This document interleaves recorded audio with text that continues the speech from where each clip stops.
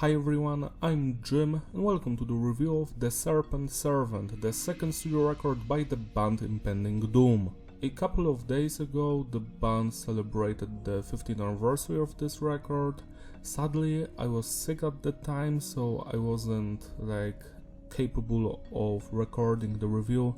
Now I'm slightly better and I want to do it. I've already told you my story with this band in my previous reviews because I've already reviewed like half of their discography. I found their music back in 2012, I think it was on YouTube.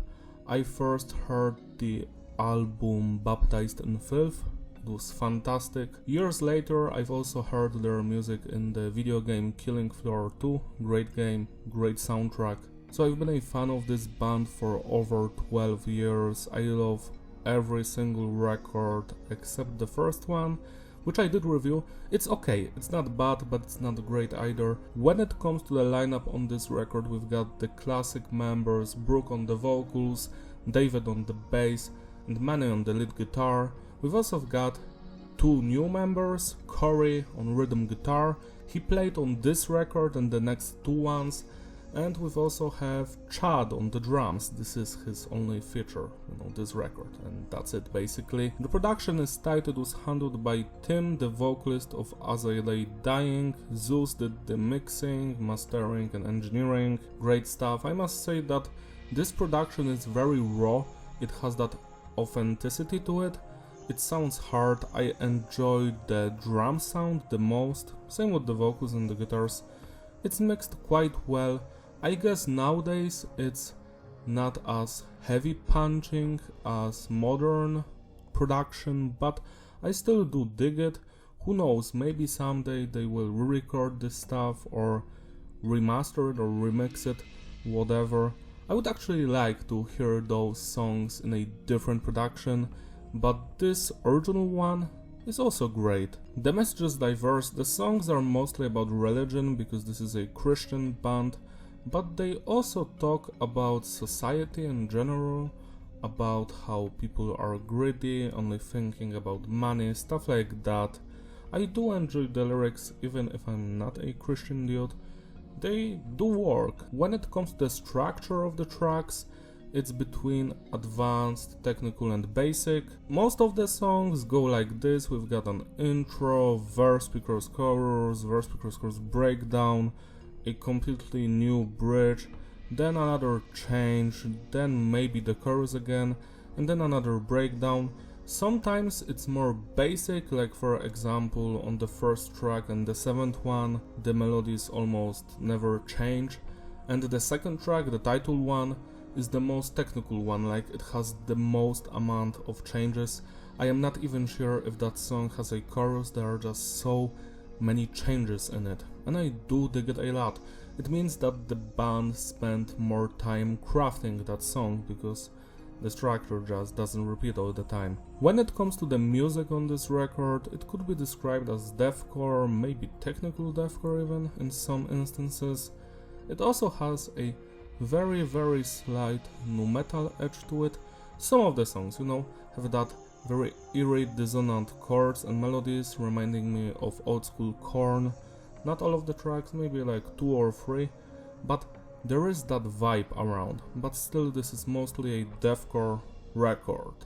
The album starts with an intro called When Waters Run Deep.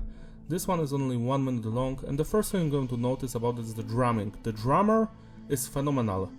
I wish he would play with the band on more records because his playing is so ferocious, he's so angry. I love the double bass work, the blast beats, the grooves, the style, how he hits the snare and the china and the crashes. It's all just wow. What a talented dude. Next we've got the bass work. It's not that audible, it mostly follows the guitars, but we have like 3 moments on the record where the bassist is only playing. From what I remember, that happens on the final track, Beginnings, and also on Anything Goes. Yeah, the bass is good, I just wish it was more prominent on the record. Next we've got the guitar work by Manny and Corey, and I must say that I love the guitar riffs on this record. Don't get me wrong, the breakdowns, 001s, are fantastic as well, but the angry tremolo stuff that is happening on this record, I just love it, you know. The riffs on the tracks like Storming the Gates of Hell and Welcome to Forever. We also have some more hardcore based riffs like on the track More Than Conquerors. Love that stuff as well. Also, let's not forget the lead guitar work, which sometimes creates that very dark atmosphere. Love it. Finally, we've got the vocals by Brooke, and I love his growling and screaming. Just so ferocious, so passionate with his voice. He has his standard voice. Nowadays I feel like he's a better vocalist, but he's also fantastic on this record. So going back to the intro track, this one has some vocals. It has a cool guitar melody. It goes like that for 1 minute. I do dig it. It sets the mood for the entire record. I dig it. 9 out of 10. The title song, The Serpent Servant. This one is probably the heaviest song on the record by far. Just so ferocious. The intro, the anger, the chaos. Just so many things happening at the same time. Love the drumming so much, the guitar riffs, like the first part of the song, like the first 2 minutes are my favorite. The breakdown, kinda basic but fun to listen to. I do dig this song a lot, but I feel like it's the second weakest one on the entire album. It's still great. 9 out of 10. Anything goes. This one has a slight nu metal edge to it because of the eerie guitar melodies.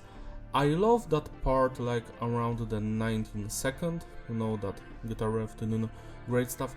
Like the middle part of the song, like from the first minute and 30 seconds to like the 3rd minute mark, that's where I feel the most interesting things are happening. And the intro and the outro, it's also nice, but it doesn't grab my attention as much as the middle part. So yeah, great track as well. 9 out of 10. Storming the Gates of Hell. Wow, what a fantastic track. That intro.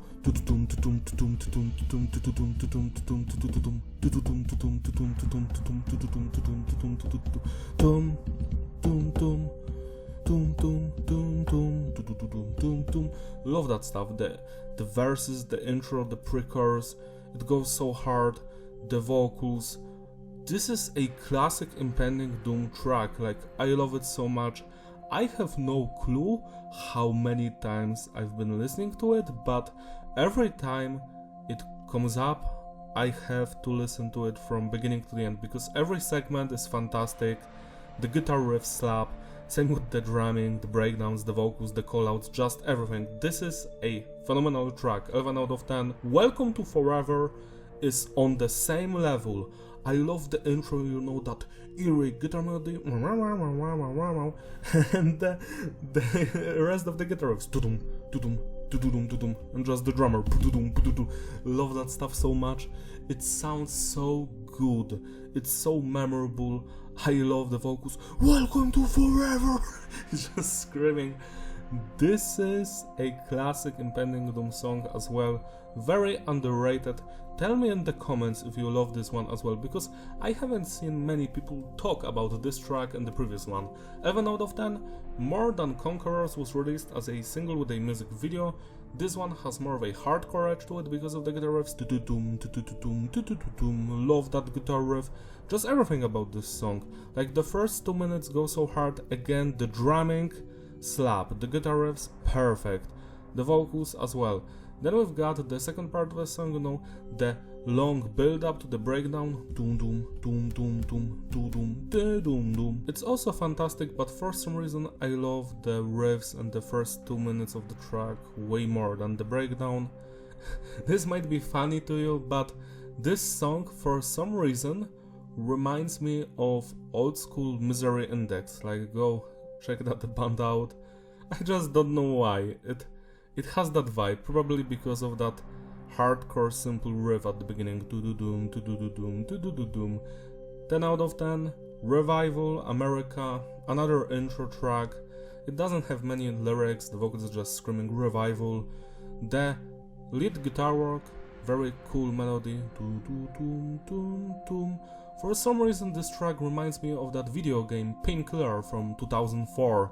I have no clue why. Just every time I'm hearing this track, it reminds me of that video game. Love the guitar riffs, the drumming, This is a simple track, but it gives you some space to breathe, because the next couple of tracks are going to be very fast, you know, the next two ones. So yeah, 10 out of 10. In the House of Mourning, another very underrated song by this band. I just love the intro, the verses, the drumming, the blast beats, the screaming, the energy, just so all over the place. And then the chorus happens, in the House of Mourning, great melodies all the way. The first breakdown that happens, I'm always like, wow, so simple but powerful at the same time. This is a legendary song to me, like go check it out right now. 11 out of 10. When I Speak, now this one has a fantastic intro.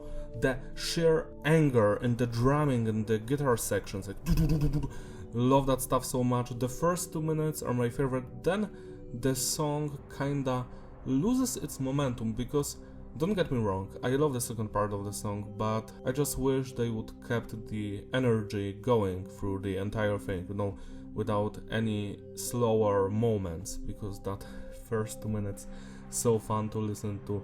Great vocals, just great everything. 10 out of 10. City of Refuge. I actually think this is one of my all-time favorite songs. I love the main guitar riff. Doom, doom, doom, doom, doom, doom, doom. In the City of Refuge. I just love that main guitar riff. It's so captivating, so mesmerizing, so melodic and memorable. I love everything about it. I actually did a edit of this song back in 2013, or should I say remix. I did an 8-minute long version. You can find it on my channel. It's going to be probably featured at the end of this video, you know, like annotation or something like that. Anyways, this track, just love the vocals. The drumming is also fantastic. I know that I am repeating myself, but I have nothing to criticize. This is just a legendary song to me, one of the best ones. If you also love this one, write it down in the comments. 12 out of 10. And the final track, Beginnings. It's funny to feature a song called Beginnings at the end. Yeah, so ironic. I might surprise you, but this is the weakest song on the record by far for me. But it's still great. I do enjoy the intro, that cool drumming section with the double bass work. It's like maybe around the middle part, I am not sure. And also the final breakdown, like the outro, so good, so fun to listen to, simple but effective. This track kinda sounds like a filler, but I do dig it a lot. The album isn't that long to begin with, so the songs don't get boring, because they are also kinda short, like 2-3 minutes. Some of them are 4, but it's mostly 2 and 3, so yeah, great stuff. 9 out of 10. To sum it all up, the consistency is stable, the flow is fitting, repeatability, yeah, it's a masterpiece. I dig this one from beginning to the end. It's one of those albums that you just put on and you're going to listen to the entire thing. You're not going to skip any song, because every song here is fun to listen to. They are distinct from one another. You will never mistake City of Refuge for Welcome to Forever or Storming the Gates of Hell. So yeah, my favorite ones here are Storming the Gates of Hell, Welcome to Forever, City of Refuge, In the House of Mourning, When I Speak, and More Than Conquerors. This is just such a fun album. I hope that the band is going to play it live, maybe, I am not sure. I wasn't following their touring schedule right now, but hopefully they will play it. If not this year, then maybe in 2029 for the 20th anniversary. Why not? If they come to Europe, I would love to see them play this stuff, because every song goes hard. The guitar riff so evil sounding, but also so catchy at the same time. The lead guitar work is also fantastic. The breakdown slap, everything is just so memorable and fun to listen to. Also, I forgot to mention that Beginnings had a cool bass line for like 2 or 3 seconds, you know, where only the bassist was playing. Celebrate University by spinning this record today, even if I'm a little bit late to the party with this video. Don't forget to like and subscribe, follow me on my Instagram, links in the description. Go check out my Patreon page, maybe support it so I can do more videos, more reviews, more Doom MIDI covers, more other stuff. Why not? That's all. Bye.